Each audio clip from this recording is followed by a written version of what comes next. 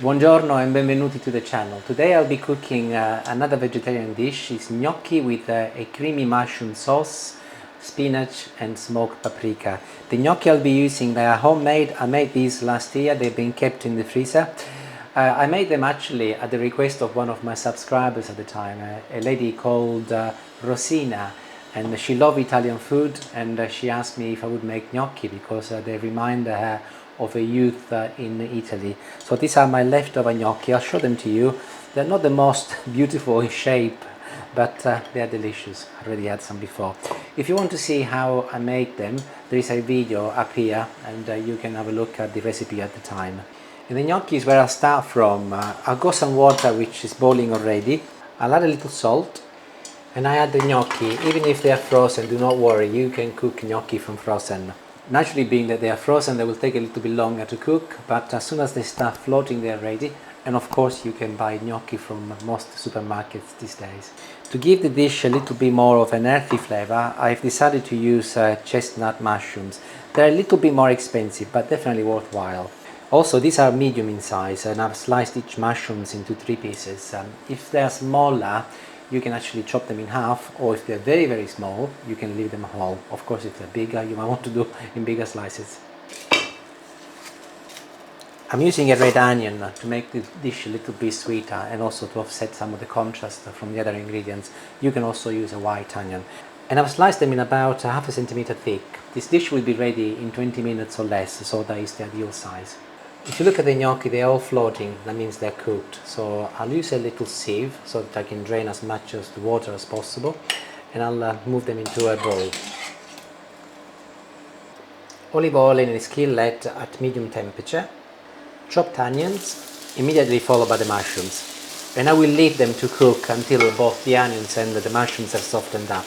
And this is something I've done for years, and it's very successful in also accelerating the cooking time. After a couple of minutes, I place the lid on, and they'll cook much faster, and they will also retain a lot more of the moisture.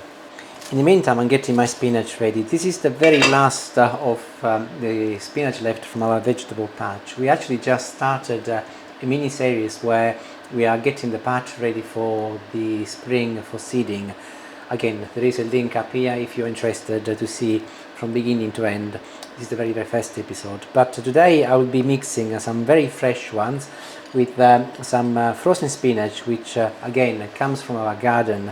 We picked it in the summer when we had loads, and not to waste it, and we can use it now. So of course you can buy fresh spinach if you like, or you can also use the frozen spinach.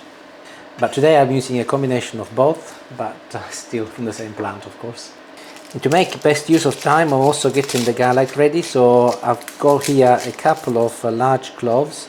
And as the spinach and the garlic will be going in together, I'll combine them together now.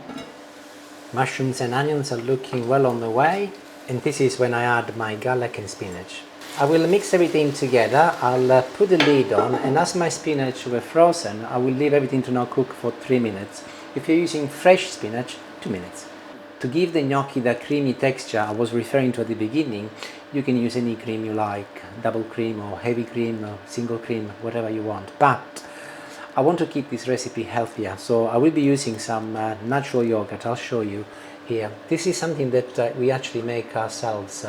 And we use some bought natural yogurt as a starter. Very, very healthy. Also, I will be adding some Parmesan cheese to this in a moment, so there will be plenty of flavors going on without having to use any creams or whatever. But of course, entirely up to you if you wish to use a cream. And by now my spinach should have reduced, and they have, and all of my yogurt can go in now. We use the yogurt for breakfast in the morning when we make our cereals. This is the Parmesan cheese I was referring to, so as you can see I'm quite generous with it. A little salt, not a lot, as the cheese is quite salty in its own. And some pepper, of course quantities to taste.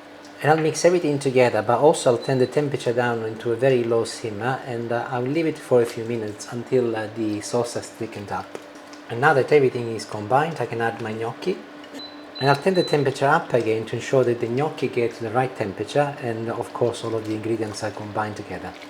And there it is, look, within a couple of minutes my sauce has turned into this beautiful cream without the need to add any cream. So all we have left is now to dish it up and add some paprika, and then we can see what it's like. I decided to add a little paprika first so that I can combine it all together easier. And this is a very typical creamy noise coming from the gnocchi.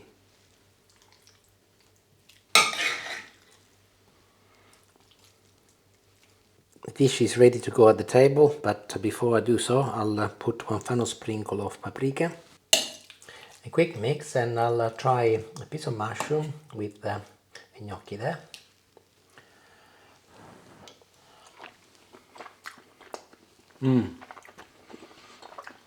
Perfetta, really delicious. It's creamy without the cream, quite garlicky, so if you're not too keen on garlic, put less, or if you don't like it, don't put any at all. And very healthy it would be with the lovely ingredients we used. So, buonissima! Arrivederci, grazie and buon appetito. Ciao!